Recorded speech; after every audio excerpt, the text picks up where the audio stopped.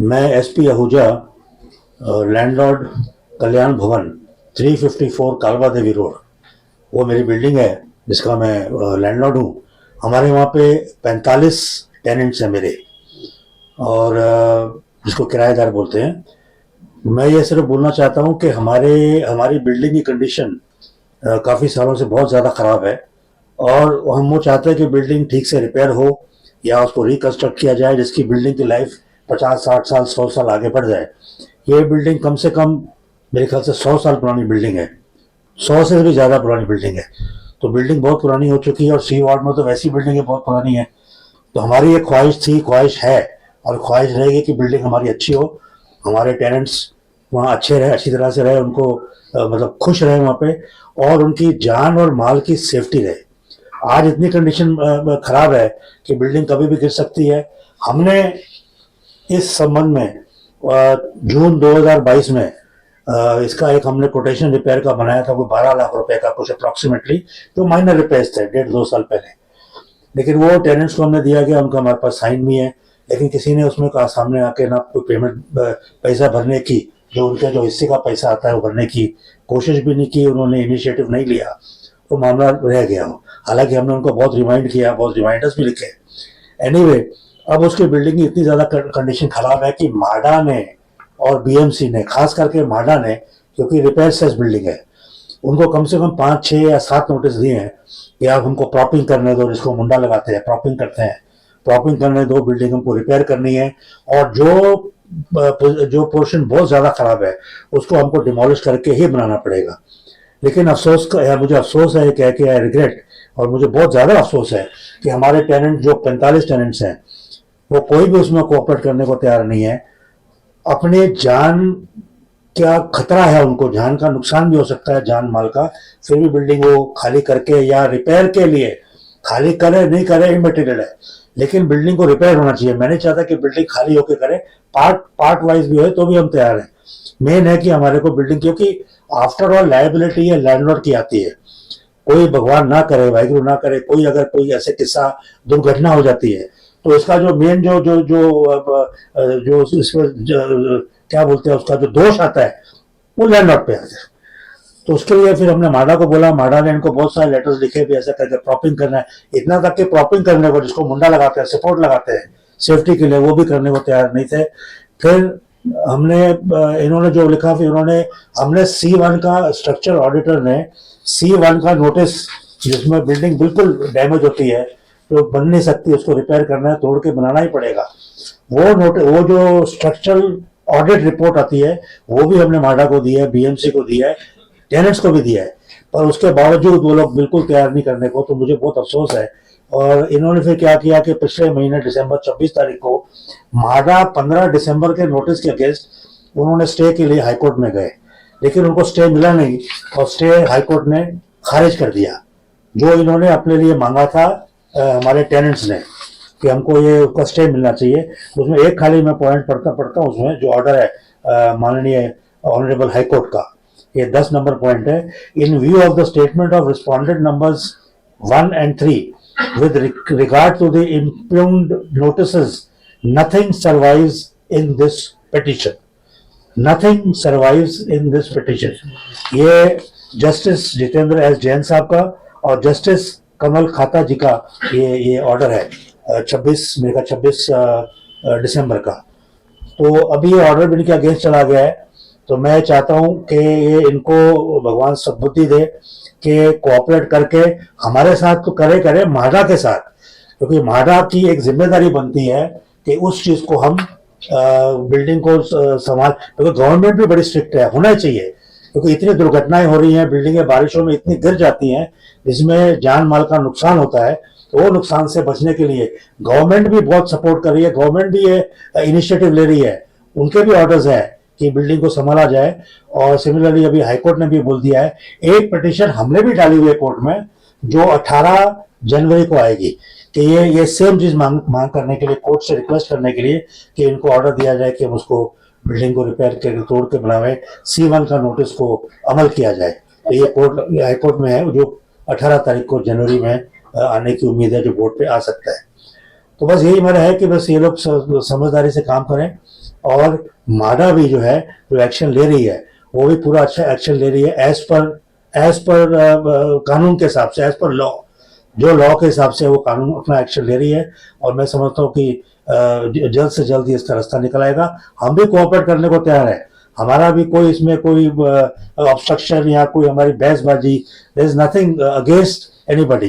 तो हम भी चाहते हैं कि इनकी सुरक्षा हो, जान माल की सुरक्षा हो, बिल्डिंग अच्छी बन जाए, ये कोई 50-60 साल 100 साल चले। ये टेनेंट्स, इनके बच्चे आगे इनकी जनरेशन है वो भी इस जगह का सुख मान सके। तो मेरी ये खाली क्यों नहीं कोऑपरेट कर रहे हैं? उनकी क्या रिक्वायरमेंट है कि कौन ऐसा जो नए घर में नहीं चाहता है, जो चाहता है जोखम लेके कौन रहेगा? हाँ, अब उसके अंदर मैं बोलना नहीं चाहता हूँ मैं, लेकिन 2-3-4 जो है, मैं एक बार फिर से, अच्छा आपने पूछा मेरे को कि उसमें 70-80% जो है किराएदार इस चीज के साथ हमको सहयोग करने को तैयार है, माडा को सहयोग करने को तैयार है, गवर्नमेंट को, बीएमसी को और माडा को। लेकिन 2-4 जैसे हर जगह होते हैं शरारती तबके जो होते हैं, जो कोऑपरेट नहीं करना चाहते, वो उनके सेल्फ बेनिफिट के लिए, भी क्या बेनिफिट वो चाहते हैं, क्या उनके माइंड में है, मुझे नहीं पता।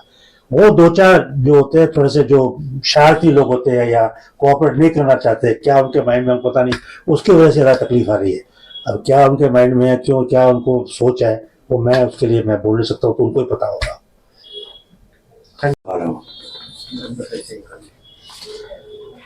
ये नोटिस जो माडा ने दिया है टेनेंट्स को, इसमें लिखा है वार्निंग वेकेशन नोटिस 13/12/2023।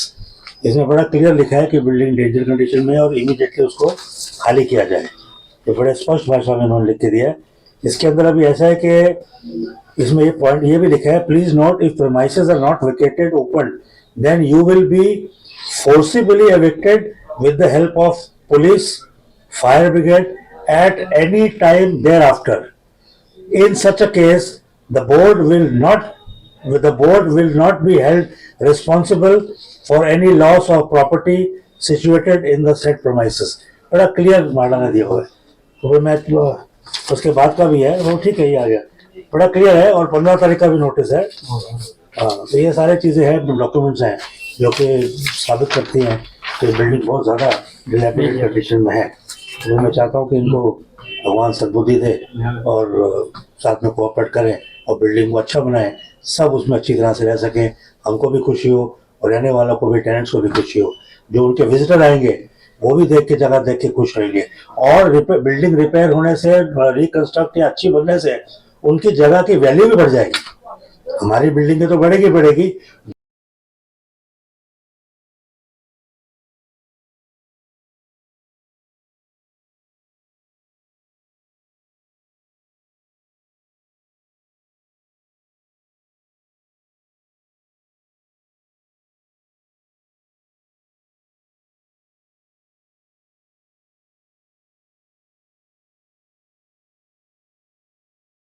अपना नाम बोलिए।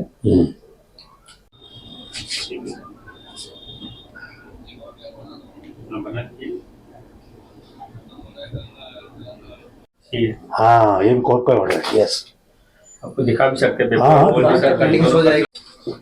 इसमें सबसे बड़ी बात है कि क्योंकि माडा के इतने नोटिस हैं, हमने भी उनको समझाया, लेटर लिखा, और कोर्ट ने भी जो 26 दिसंबर को ऑर्डर पास किया है उसके अंदर भी इन्होंने 11 नंबर पॉइंट में माननीय ऑनरेबल हाईकोर्ट ने लिखा है, ऑल 11 नंबर है, all concerned including the petitioners are notified that they may continue to occupy the premises at their own risk, cost and consequences, and neither the landlord nor the respondents, means MADA or BMC, shall be responsible for any untoward incidents that may occur. तो इसमें माननीय honourable high court ने भी बोल दिया है कि अपने रिस्क पे अगर वो चाहे तो रह सकते हैं, और उसमें हमारी लैंडलॉर्ड और जो अथॉरिटीज़ हैं, स्टैट्यूटरी बॉडीज़ हैं, उनका कोई इसमें जिम्मेदारी नहीं रहेगी। तो मैं चाहता हूँ कि हम ठीक हो जाए। तो ठीक है, ये माननीय हाईकोर्ट का ऑर्डर है, ये आपको दिखा रहा हूँ। और बहुत सारे पेपर्स ने इस कोर्ट के ऑर्डर को इन्होंने दिखाया भी है, ये बहुत सारे न्यूज़ पेपर्स में आया है, ये भी कटिंग में दिखाता हूँ, जो फोटो के साथ गुजराती, हिंदी, इंग्लिश, मराठी, सब न्यूज़ पेपर बहुत सारे में आए, और भी कटिंग्स है मेरे पास।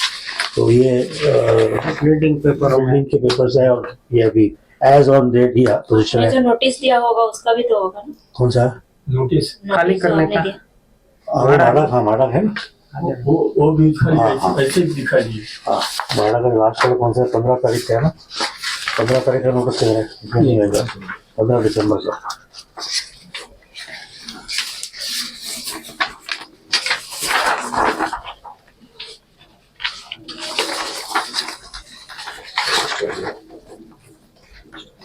इसमें ये 15 का नहीं आएगा। नहीं, ये C1 का नोटिस का हाँ बस मैं एसपी आहूजा सरदार सुरजन सिंह आहूजा का बड़ा लड़का आपके सामने हूँ। आज 8 जनवरी 2024 है। हमारे पिताजी सरदार सुरजन सिंह जी आहूजा इस दुनिया की यात्रा पूरी करके 2012 जनवरी 8 तारीख को अपने असल घर चले गए, परमात्मा के चरणों में चले गए। आज उनके याद में हमने आज उनकी पुण्यतिथि पे, उनके डेथ एनिवर्सरी पे, हमारे में बरसी बोलते हैं पंजाबियों में, आज बरसी मना रहे हैं। उनकी याद में आज हमारा स्टाफ, जो हमारे कंपनी का स्टाफ है आहूजा ग्रुप ऑफ इंडस्ट्रीज़ का, वो सब मिलके आज पूजा की, पाठ किया, अरदास की और फिर लंगर का प्रसाद बांटा गया। इसमें पुलाव और बाकी जो कड़ा प्रसाद है वो बांटा गया। पिताजी ने इस ग्रुप को, इस इंडस्ट्री को, आहूजा ग्रुप ऑफ इंडस्ट्री, जिसमें टेक्सटाइल्स, हर प्रकार के टेक्सटाइल्स हैं, मुंबई में, दिल्ली में, अमृतसर में, सूरत में, पूना में, ये सब इन्होंने बड़ी मेहनत से डेवलप किया और ये बहुत बड़ा बगीचा बनाया, एक बहुत बड़ा बगीचा सजाया उन्होंने। और मैं और मेरा परिवार, जिसमें मेरा छोटा भाई एपी आहूजा, वो भी बड़ी मेहनत से, हम लोग दोनों भाई मिलके उनके नाम को आगे बढ़ाने की पूरी कोशिश में लगे हैं। और वाहिगुरु का, परमात्मा का बहुत बहुत शुक्र है, बहुत धन्यवाद है कि हमारा वो साथ दे रहे हैं। भाई मेरा दिल्ली अमृतसर का जो काम है वो देखता है और मुंबई, पूना, सूरत का मैं देखता हूँ, इसी प्रकार से। और मेरी माता जी भी इसमें हमारे को पूरा आशीर्वाद दे रही हैं। मेरी बहनें, मेरी छोटी बहन सतनाम और मिनिशा, और मेरी जो मेरे से छोटी है सिमरत, जो बाहर होती है, वो सब मिलके हम अपने फादर का नाम आगे बढ़ाने की पूरी कोशिश कर रहे हैं। और मुझे उम्मीद है और मुझे लगता है कि हम ये काम बड़े सेठ के, फादर के आशीर्वाद, उनको सेठ जी बोलते थे, उनके आशीर्वाद से, पिताजी के आशीर्वाद से हम ये कार्यक्रम जो है, ये कार्य है, बड़ी अच्छी तरह से निभाने की कोशिश कर रहे हैं। और जो उन्होंने ये जो रास्ता बनाया था सोशल वर्क में, फिलंथ्रोपिस्ट थे, वो एक सोशल वर्कर थे, देश, समाज, हमारे कौम में, धर्म में बहुत सेवा करते थे, तो उसी को हम आगे बढ़ाने की कोशिश कर रहे हैं। और मैं आज इस पुण्यतिथि पे मैं उनको बहुत याद करता हूँ, हमारा परिवार याद करता है, उनको श्रद्धांजलि हम देते हैं। और मैं ये परमात्मा से, वाहिगुरु से अरदास करता हूँ, प्रार्थना करता हूँ, दुआ करता हूँ कि परमात्मा जो इस संसार में जो यात्रा होती है, बच्चा पैदा होता है और इस संसार के जाने तक जो आदमी से, एक इंसान से जाने अनजाने में गलतियां हो जाती है, उस गलतियों को माफ़ करें परमात्मा वाहिगुरु और अपने चरणों में निवास बख्शे। ये मैं गुरु साहब से अरदास करता हूँ और प्रार्थना करता हूँ। एसपी आहूजा सर तो साहित्य में बहुत दिलचस्पी रखते थे, हमने कई कार्यक्रमों में देखा है उनको, उनके साथ बिल्कुल बिल्कुल बिल्कुल, बहुत सही बात है कि उर्दू बड़ी अच्छी पढ़ते थे। हिंदी में जितने कवि सम्मेलन हैं उनको लोग बुलाते थे, बहुत इंटरेस्ट लेके, और कवियों का बहुत मान सम्मान करते थे, बहुत उनको इंस्पायर करते थे, बहुत उनको मतलब है कि उनको आगे बढ़ने की बहुत प्रेरणा करते थे और बहुत उनके साथ प्यार करते थे। और उर्दू समाज में भी उनकी बड़ी इज्जत थी, बहुत प्यार करते थे। तो उर्दू पढ़ लेते थे, बोल लेते थे, लिख लेते थे। और मेरे हिसाब से तो उर्दू समाज में, यानी हमारे जो मुसलमान समाज है, हमारे मुसलमान जो भाई हैं, उनके साथ भी बहुत प्यार था। और ख़ास करके जैसे हिंदी के जो कवि सम्मेलन आपको मैंने बताया, मतलब बढ़ चढ़ के वो सेवा करते थे, बढ़ चढ़ के हर स्टेज पे जाना, हर स्टेज पे उनका मान सम्मान भी होता था, और वैसे मान सम्मान वो सबका करते थे। तो मैं उनको इस चीज़ के लिए भी याद करता हूँ, बहुत सेवा की उन्होंने। और महाराज हमको, वाहिगुरु हमको इसी वही ताकत हमको बख्शे कि हम समाज की सेवा ऐसे कर सके। बहुत बहुत धन्यवाद। वाहिगुरु जी का खालसा, वाहिगुरु जी की फतेह। धन्यवाद।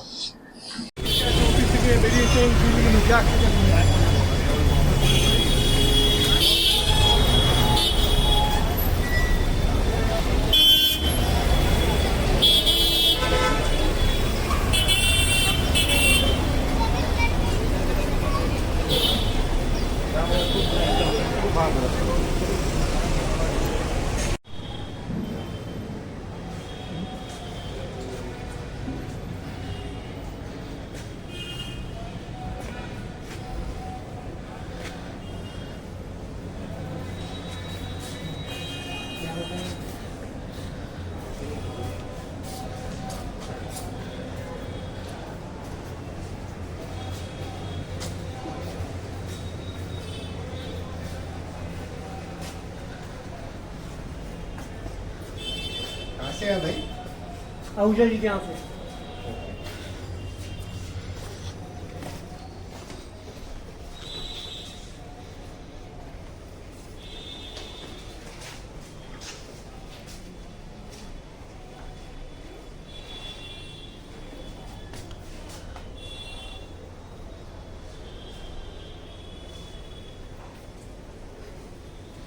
भाई